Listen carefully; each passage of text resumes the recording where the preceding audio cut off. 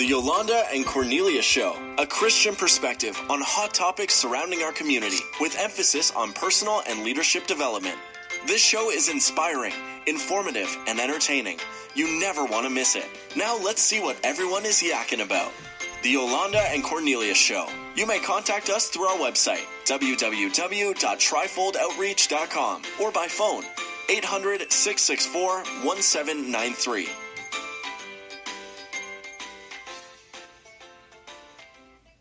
Welcome to the Yolanda and Cornelius Show, y'all. I'm in the studios with two young theologians that's going to turn the world upside down, right side up, inside out. I'm telling y'all, you got to hear these wonderful voices.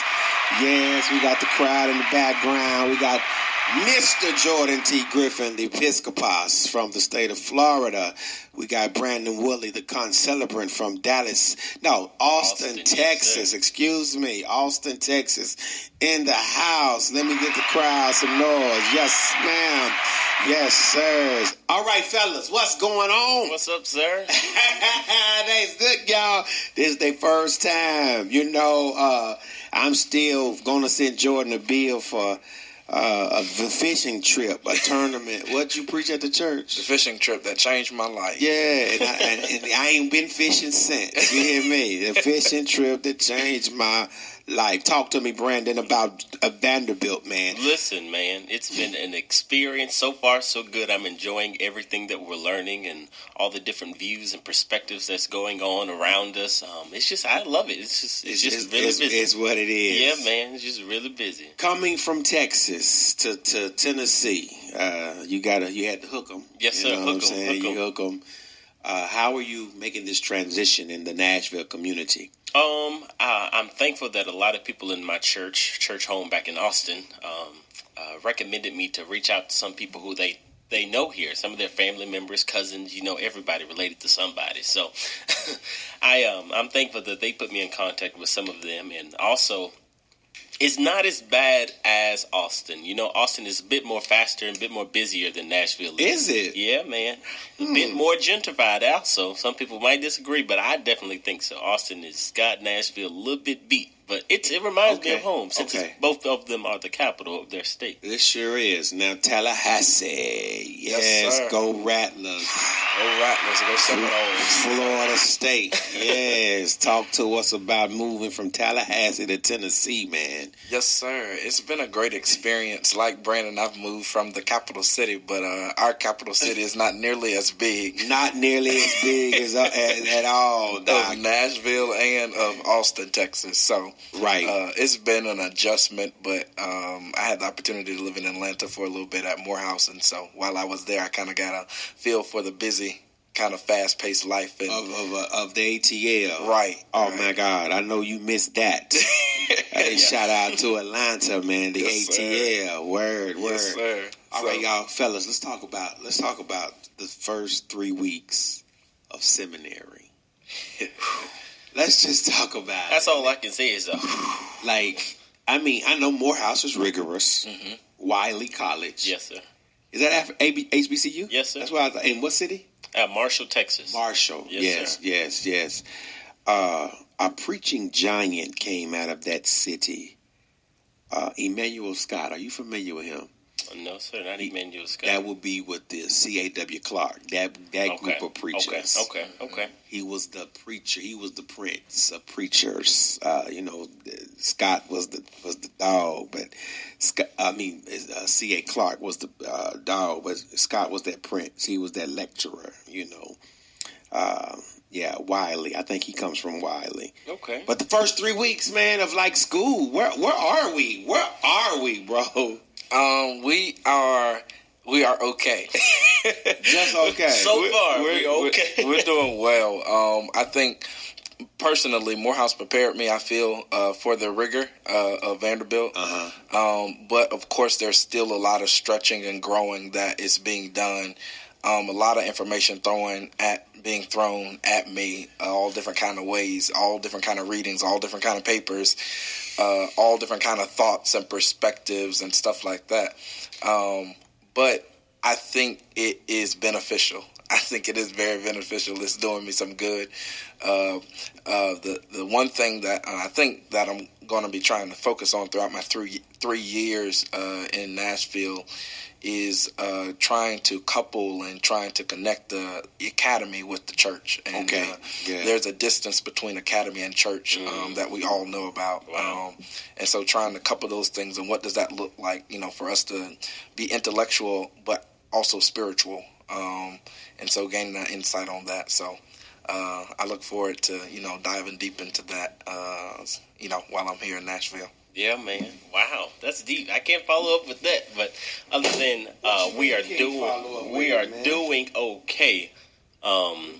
So far, I've told people back at home and people of my close friends and family that I've never had to read so much in my life. Different things, and I think the challenge for me with reading since I've started preaching is every time I read something, I'm always looking for a sermon. Right. Okay. I'm always that's the youth. Yeah, I'm looking at the text for this sermon. Even that's the Timothy. And, yeah. Hey, I'm Barnabas. I ain't Paul yet. Information overload. Yeah, man. But so far, I'm enjoying this the first 3 weeks of school has been absolutely cool. Your water bottle. Been absolutely cool. There you go. All right, information overload. Hebrew Bible. Say world, what is it? What's your classes? Global Christianities, Foundations course, Foundation in Theological Education, and our electives. And my electives is the Theology, Liberation, and Ministry of the Black Church. The Theology, Liberation, and Ministry of the Black Church. Let's stay there for a minute. Mighty God, help me today. Yes, let's stay there. Mighty God, mighty God.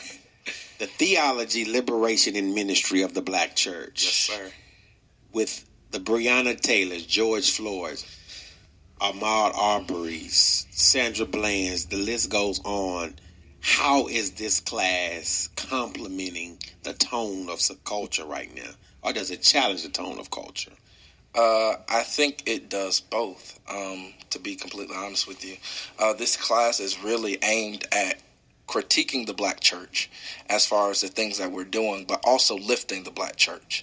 And so I think it's important for us to, we have to look at our methods and redefine our mission and make sure that we're doing the right thing, as well as lifting the black church, lifting the text and what the text means and what the text calls for and how we can be liberated through that.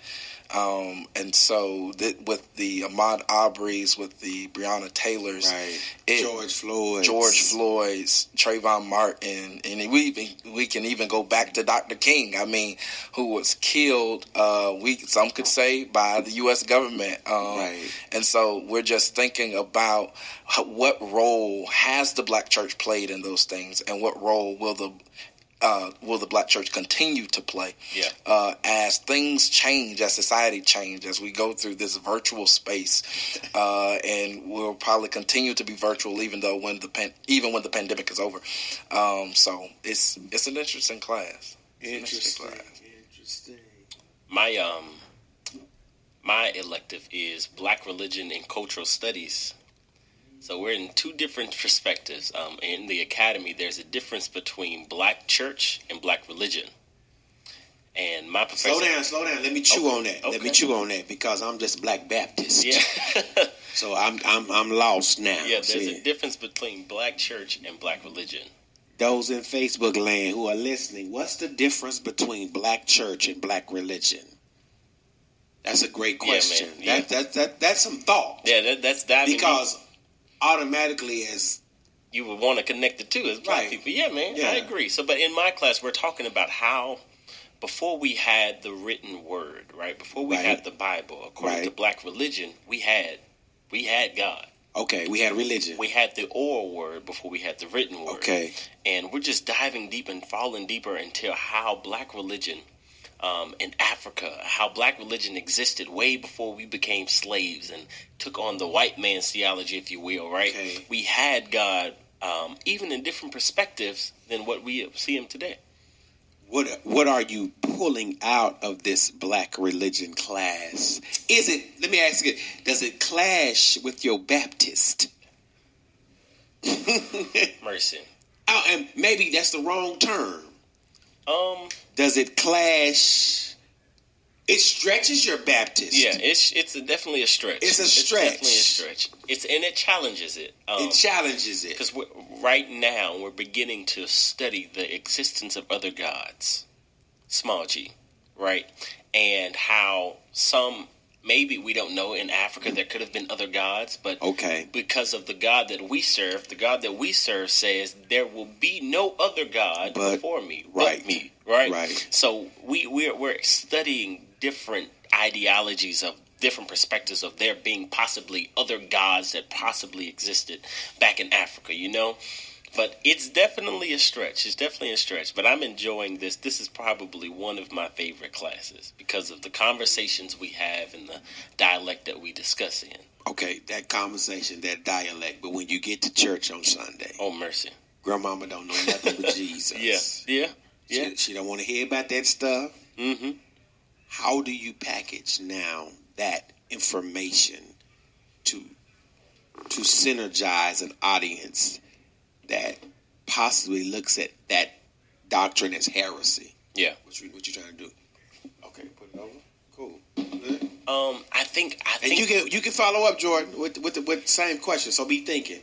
What excites me the most about this class is discovering how, you have conversations with people who didn't grow up in church and take on the ideology of saying that we took on the white man's religion when we were slaves. Of course. I think that excites me about this class because before we came to America, we had religion. Like, we believed in God, Right. So I think that just having that conversation alone and having the songs and the rituals and the traditions that we have today, we had that back then. That's nothing new to us, as black people. So I think that is so exciting to fall deeper in this class and discuss those types of things.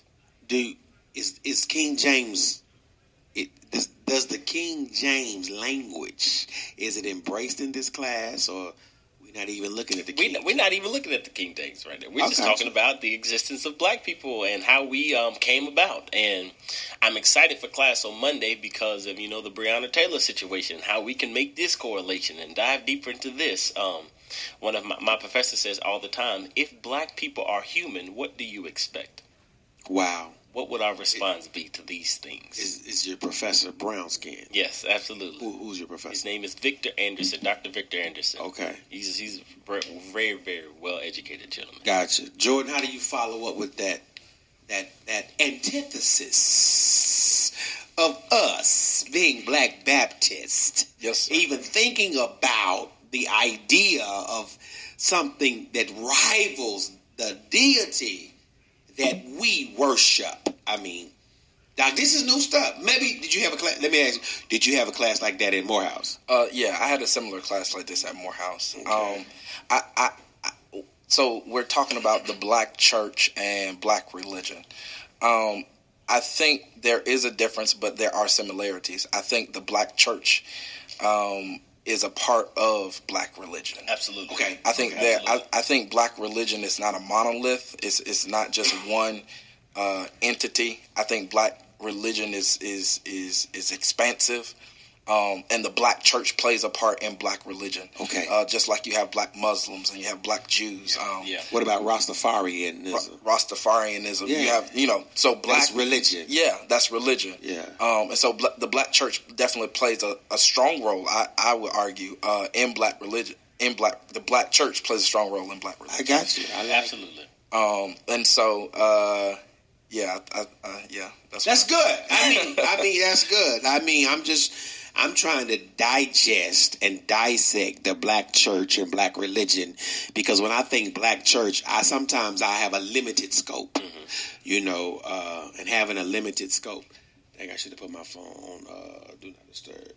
Having a limited scope, I forget that the black church and black religion can be somewhat different. Yeah. And the differences and doing some type of organic, let's say, a double bubble to list the characteristics of the black church and then the characteristics of the black religion, and then in the middle, what are their similarities?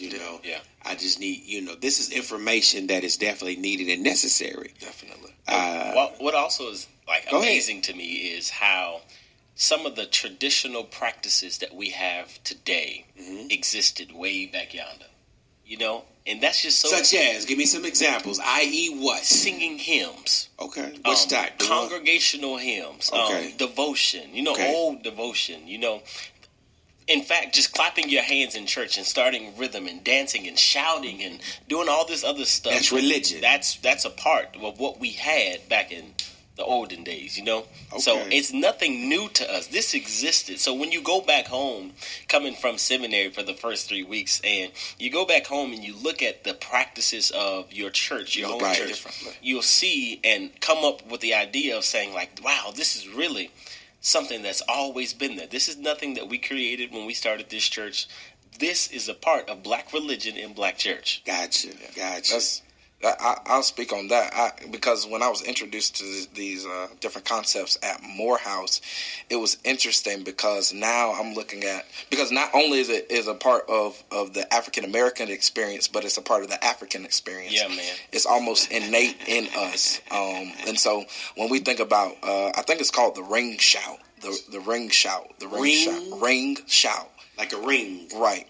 Like a ring shout. And so what you will find is it would be a dance, and we do not know if it came from Africa exactly, but we have a good holding on that it did, where individuals would shout in a ring, and you would see this in the African culture in the South Carolina. Right. The Geechees and Gullas. The Geechees and the Gullas. Yeah. They still do this ring shout. Right. Dancing counterclockwise in a ring and shouting. And so it was interesting to me because one of my professors who did a funeral some years ago, maybe about 5 years ago, did a funeral for a guy out of Louisiana.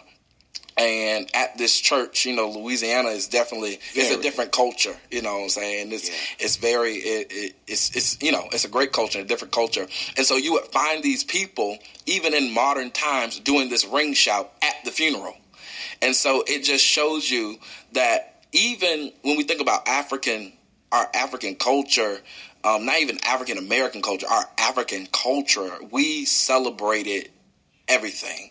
And so even at this funeral, we find these people celebrating because they believed in something greater and a higher power than what they were coexisting in reality.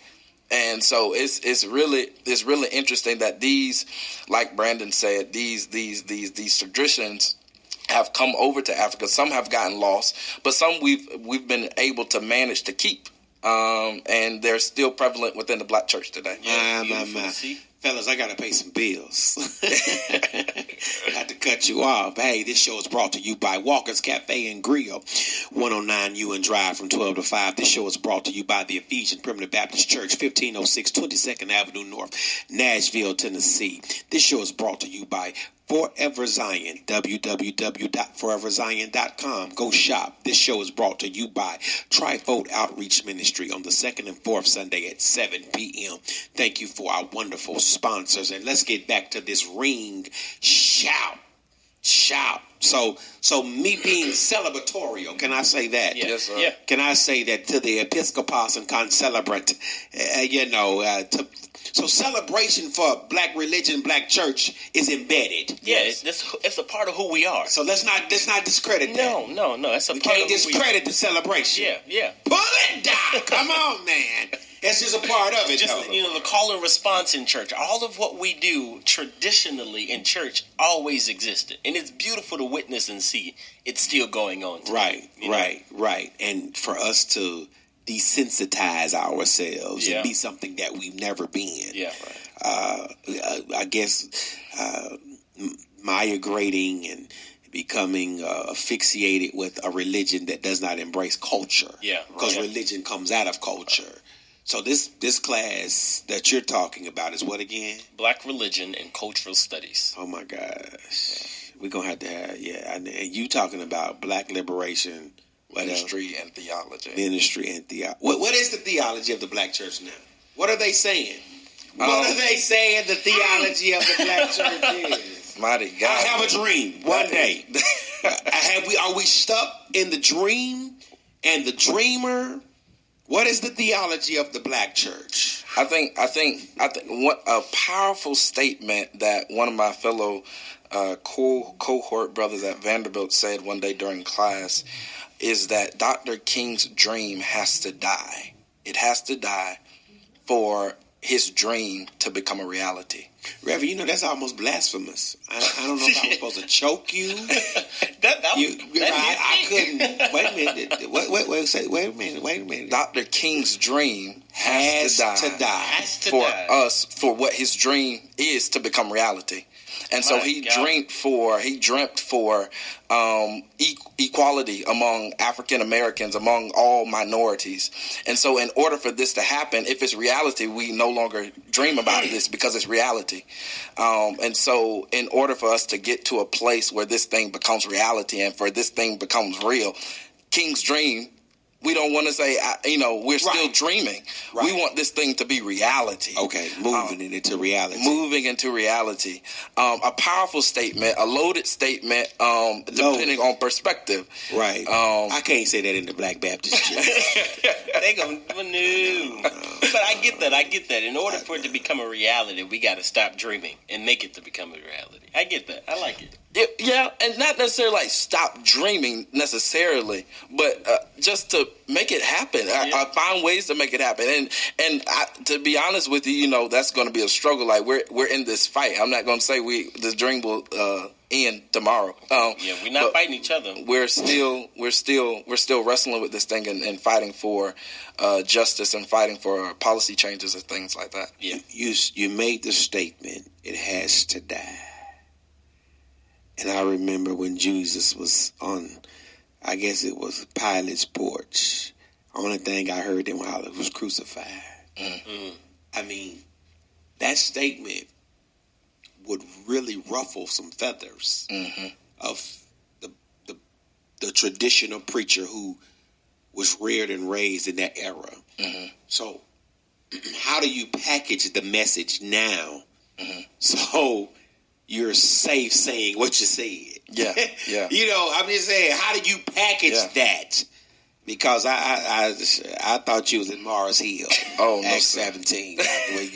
when you said the dream must die, I said, Lord, I got to get him back to Tallahassee. I think to put it in the perspective. Go ahead, Joe. Go ahead. Yeah. I mean, I guess what I'm trying to say is, I guess like I said before, and once I'll say it like this. When I was trying to get an education as far as a secondary education, I graduated from Tallahassee Community College, and my dream was to go to Morehouse College. That was my dream. I wanted to go to Morehouse. I prayed about going to Morehouse. That's what I wanted. That's what I desired. That was a dream of mine, to go to Morehouse for all a few years. Reverend, and so I want to go to Morehouse. Listen, just to walk across the grass. If I could just get my name written on the scroll.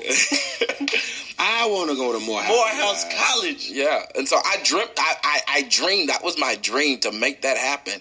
And so through prayer, through support, words of encouragement, financial support. I'm not going to go into the whole story. Yeah, right. But that dream became reality. Mm-hmm. And so now I no longer dream about going to Morehouse because I've done that. Right. I mean, I have a degree, you know what I'm saying? My degree sits on the wall. I no longer dream about Morehouse. It has been a reality. Okay, I like it. And so just like with King, he dreamt for these things to become a reality. And once there are a reality, there's no need to dream anymore, because it's happening. It's in being. And this is the theology of the black church.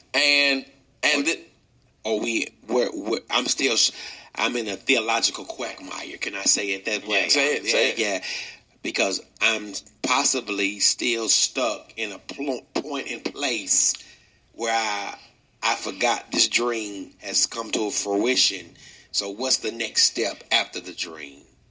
Is it that the dream, in order for the dream to die, do we have to make the dream, put it into action? Right? before it has to completely go away, like before we make it the reality, I think it is important that we put what was in the dream into action. Right. You know, the equality of man. You know, loving your neighbor, holding our I wish my children would not be judged by the color of their skin, but by the content of their character. You know, I believe that should be put into practice before we. You know, and that's the idea. Yeah, that is the idea. That's a part of the dream. So, like I said, with my example, it was, you know, I prayed about it. I got support. You know, I worked. I did all these things to make the dream become reality. Yeah. God provided. Right. You know what I'm saying? And so, in that same way, that's what we have to do. We have to work the dream. Yeah. You know what I'm saying? We have to work the dream. And when we're in working the dream, things will start to become a reality. Now, me trying to get the Morehouse and us trying to, you know, have a social and civic justice within our country are two different dynamics. Yeah, you know what I'm saying? One, they still both require work. If one requires a lot more than the other, and then I have more options. You know what I'm saying? Right. But this there is no other option. We need social justice. We need civil rest. We need equality for all of humanity. That's what we need. Yeah, yeah. Well, let me ask this: Trump, T-Rump. Where does he fit in the experience of the African American then and now? Mm-hmm. Where do we place him? I mean, he's still our president, and possibly could win again. Right. Brandon, you're shaking your head, but man, Doc, there's a strong possibility. Right. Nebuchadnezzar gets another term. Yeah. Right. Wow. Belshazzar. Yeah, Doc, there's a strong possibility. What do we do with that ideology of? I mean. You know, help me. What do I do? Jesus. What do I do? And y'all I know you're like, Pastor, you the wise one. No, I mean, I don't got the Vanderbilt degree yet. You know, I'm getting it from y'all tonight. So you talking about black religion, black church. Yeah. You talking about T-Rump. Yeah. Trump. You talking about the African American experience, the liberation. You know, how does the black church fellowship with Trumpism? Can I say that? Yeah, wow. Is that That's a way? That's a heavy question. Well, Doc, this is what we do. Wow. I mean, hey, these guys are great. You know, y'all gonna have to, about 5, when they get the degrees, they gonna have their own radio podcast. They gonna have to do the podcast. I'm getting one of these. I'm getting one. I keep telling y'all, but what do we do with the Trumpism? Wow. And take your time. What do we do? Because I'm at a place now where my celebration in church is heightened because of that. Yeah. I need a place and a space to, what you call the dance? Ring? The ring shout. I need a ring shout. Yeah. Because when I turn on Fox, ABC, NBC, CBS, CNN, I have nothing that offers me hope. Right. And hope deferred makes one sick, you know? Yeah. Like, I mean, come on, Doc. So help me. Both of y'all help me with this T-Rumpism, you know? Trumpism, wow. Help me unpack it because, and I got a picture. I got to show you this picture. That we'll call it quits, y'all. We at the 29-minute mark. Wow. So we got into the content of the classes, but help me with the Trumpism. How do we deal with it? How do we move forward? How would you want to move forward? You just making suggestions. Yeah. First, I want to say that Trump is an oppressor. Okay. He is an adversary. Okay. All right. Go ahead. I think Trump is a product of American culture. I think he is a product of whiteness as a construct. Okay. Not whiteness as far as skin complexion. He is this white culture that has marginalized and oppressed so many people within this country. And so that's what I think. That's what I think about Trump. I'm not in any way saying that all white people are bad by any means. Right. But he is a product of white privilege, of nationalism that only cares about certain people and don't care about other people. That's what Trump is. And how do we move forward? Well, I think the first thing we need to do is practice our democracy, which is simply to vote, register to vote, and get out and vote. And also in that, we push registration to vote, and we push voting. But I heard a preacher, I believe it was Pastor John Faison, and he's talking about how voting is not the ceiling, but voting is the floor. It's just the entrance way to get what we need and to get what we want. Voting is us entering the building, not exiting the building. Voting is us getting into the party, not having a party. And so what we need to understand is once we vote, there's more to it. We have to hold the people that we voted for accountable. You know what I'm saying? And if they don't follow, the things that we are demanding, then they need to know in the next 2 years, in the next 4 years, in the next 6 years, that they will be held accountable through another vote. Yeah. And so we need to practice this voting. We need to practice, and not only voting, we need to protest. We need to do all of these things. Peacefully protest. Let's add that. Throw the adjective in there. Right. Peacefully. I need you to buy the block, not burn the block. Right. Yes, right. Exactly. Because what happens, we burn the block, somebody else comes to buy the block, and guess what? We have no more block. All right, Brandon. Well, do you concur with what your colleague has said? Yes, sir. I'm with him wholeheartedly, and I'm trying to say this the nicest way I possibly can. But I know Trump is a person. Amen. Amen. That's good. Trump is a person. That's good. But he's allowed his heart to be filled with white privilege. Okay. His culture. Right. His succession through his clothing line, his businesses, his hotels, or whatever that is. He's allowed his heart to be full of those things that can be taken away at the snap of a finger.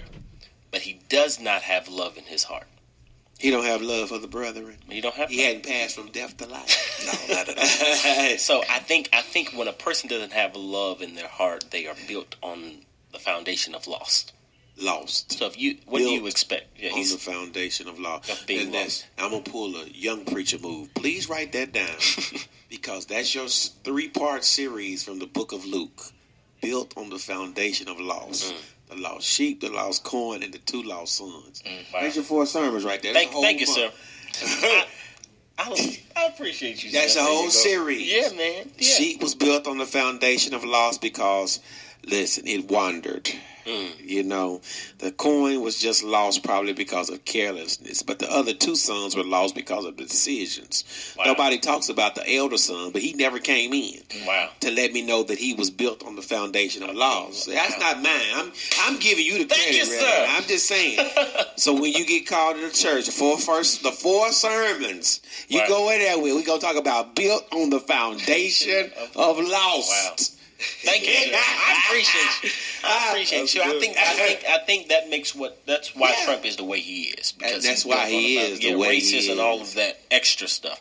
But I think in agreement with Jordan, we need to practice our democracy, keeping the ones know who we vote for, and then keeping the ones who we voted for accountable for their action. But I also think that those who don't agree with me, need to do a reality check in their heart. Okay. And ask the question, what is their heart filled of? What is their foundation, What is it? Because if you are agreeing with someone who was built on the foundation of loss. Reverend, say it again, Doc. Built on the foundation of lost. Yeah, man. If you are... Jordan, did you hear God in that? I heard the Lord. I heard the Lord. Listen, I'm just trying to make it can I just give a shout out to Reverend Jordan T. Griffin? Doc, give Give a shout Like out. what? Give Right. a shout out. Anyway. Give a shout No, out. yeah, but man, that's what I have to say about that Donald Duck. Got Donald T. Rump. Donald Duck. Yeah, Donald Duck, man. I'm going to show y'all this picture. We getting out of here. I got to show you this picture. And I should have shared it with y'all. It's ridiculous. Where is the picture? You know what? I had a thought. And in the middle of all of this, it slipped my mind. And what I was about to say is that we have to, if we haven't gotten anything else from this season, is that everybody that is skin folk Ain't kinfolk. It came back. It came back. Because they believe in the ideologies of being built on the foundation of Doc, law. yeah, I'm serious. Now, I need to hear that. No, but I'm glad you told me. I think that'll preach. I can't wait. I'm serious, bro. I heard God. I look, if I was Pentecostal, but I'm primitive, you know. Primitive Baptist. But this picture speaks of volumes.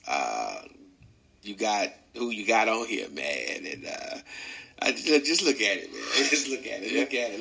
Look at it, brothers. I mean, that's it. I mean, that picture speaks volumes. It does. If you could explain that picture in one word, what would it be? Lost. Thank you, sir. Lost. L-O-S-T. Like the sheep, the corn, and the sons. I mean, man, that's that. Oh yeah, you want them to see it on Facebook?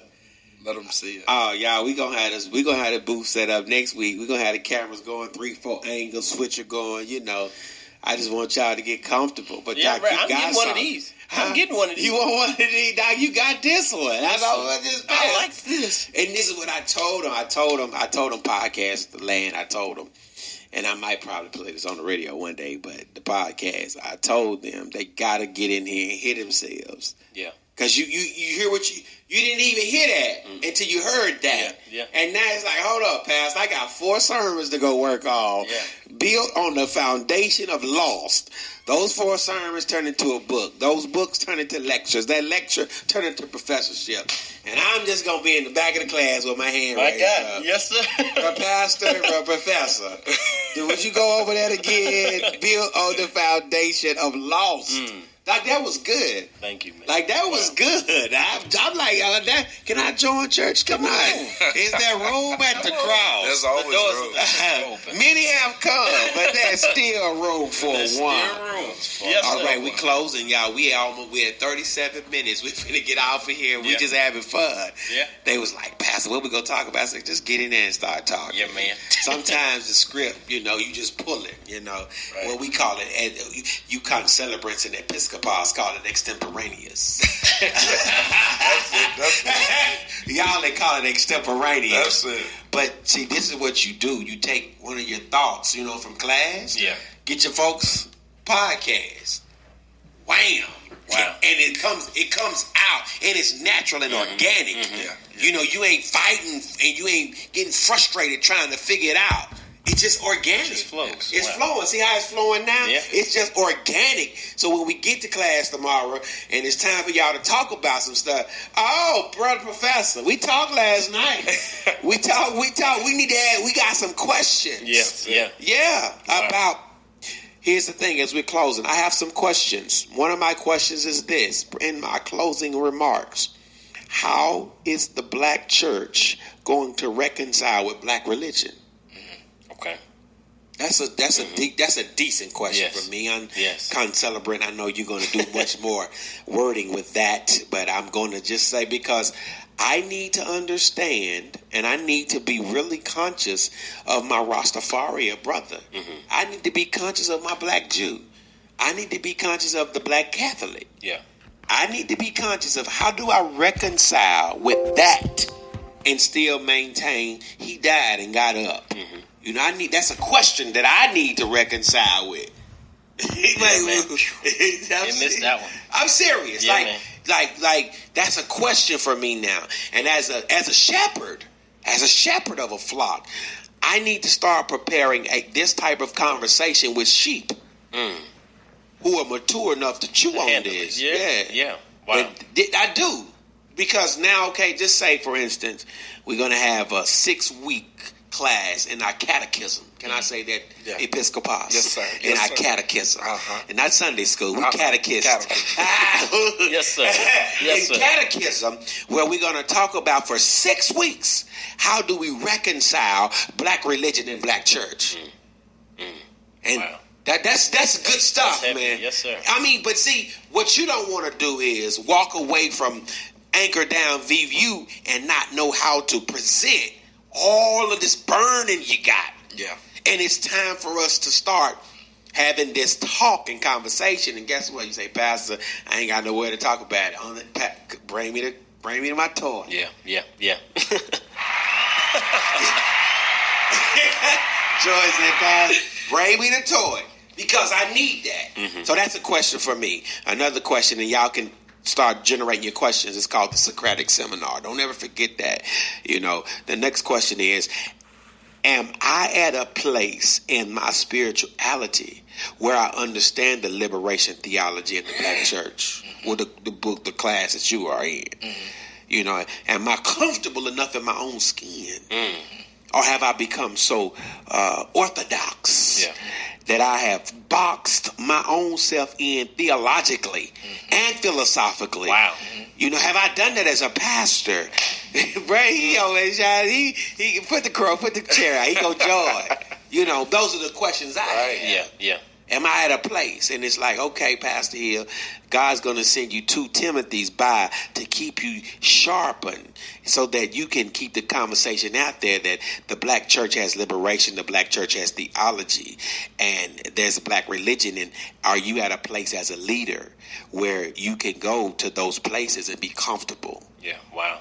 Yeah. I'm just asking. Yes, sir. I might be wrong. I don't know. I didn't get to go to Vanderbilt. That was a heavy man. Anyway, I go to Vanderbilt. I go in the library. I used to go all the time. Come on back. Doc, I ain't got time. He's a bishop now.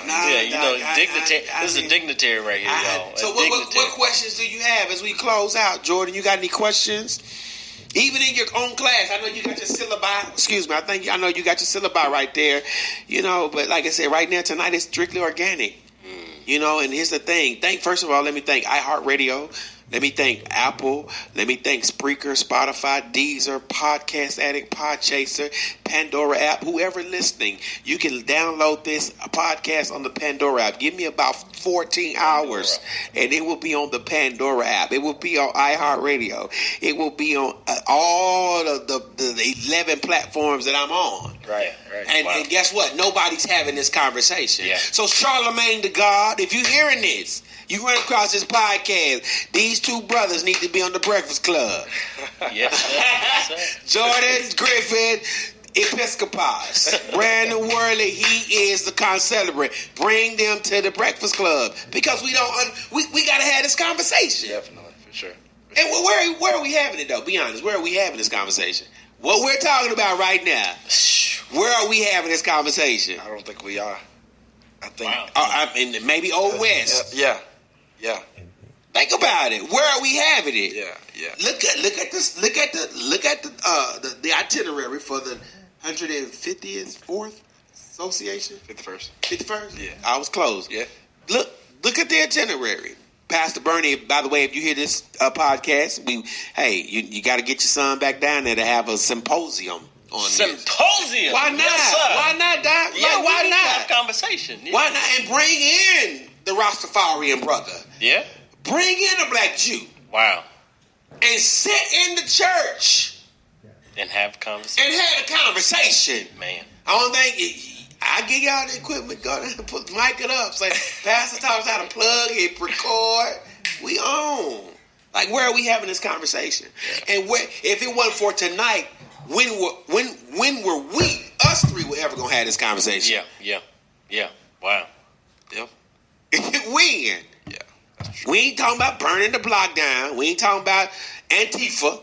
We talking about black liberation theology, the culture, the climate. We're talking about those things. So, I'm done, Jordan. I'm done. Episcopos. Excuse me. I apologize. Episcopos. He don't even have a name anymore. Episcopos. I'm done. What questions do you have? If you could ask you a question, what question would you ask you about your transfiguration experience right now from Tallahassee Community College? Because you got to think that was just 3 years ago. Right. Think about it, Joy. Where were you 3 years ago tonight? Man, let me tell you. Think about it. You weren't thinking about no black liberation theology, were you? No. And the culture. No. Were you? No. Think about it. Yeah. Wow, man. You see, and I don't want y'all to miss those years. Like, dang, Pastor, that was just 3 or 4 years ago. I wasn't even on any of this. Mm-hmm. Had no idea. God, give me my 3 points and my poem. Let me go to the cross. Yeah. So, question, Episcopos. You got any questions? I guess my question would be how to build better community. Wow, that's good.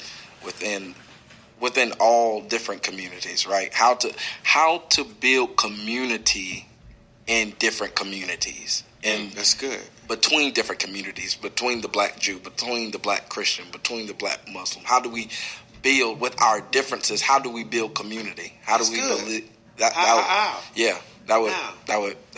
That's a good question, Doc. How are we going to build community with the T-Rumpism? Yeah, with T-Rumpism. Yeah. Concelebrant. I think my question is,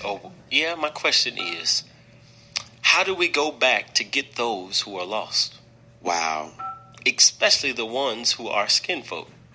Wow. You know? That's a good question. I think the ones who are lost are, of course, going to always be the ones who are not our skin folk. There are some people just not going anywhere. But the skin folk. The skin folk. How do we go back and get them? You know? Mm-hmm. Like, what do we need to do? Right. To see the oppressor with our eyes? Wow, man, I don't have nothing else to say. I'm lost. Y'all got anything y'all want to say before we get out of here? Listen, register to vote. First of all, shout out to your mom and dad. Listen, because you don't never know who's gonna hear this. Yeah. Here's the thing about podcasts, and I love it, man. It's on so many platforms, and it's growing. Podcasts are growing. Mm-hmm. You never know. This thing will be in the dashboard forever. Wow. You know what I'm saying? So the thing about the podcast is this: 6 years from now, you get to go through the dashboard and say, I said that. Yeah. You know? But now this is never lost. The foundation, it will never be lost. Somebody's going to hear that. Wow.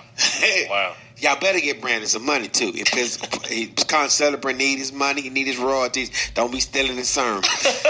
All you ecclesiastical thieves out there, prognosticators, I need y'all to send him a royalty check. Amen. So how do we go back and get our brothers that's lost? Oh, man. That's deep, man. Yeah. How do we? That's a question. That's a question. Upon. Yeah, man. But you know what? In your sermon, in your book, in your lectureship, the shepherd went back and got the sheep. The woman swept the house and got the coin. Wow. Help me, somebody.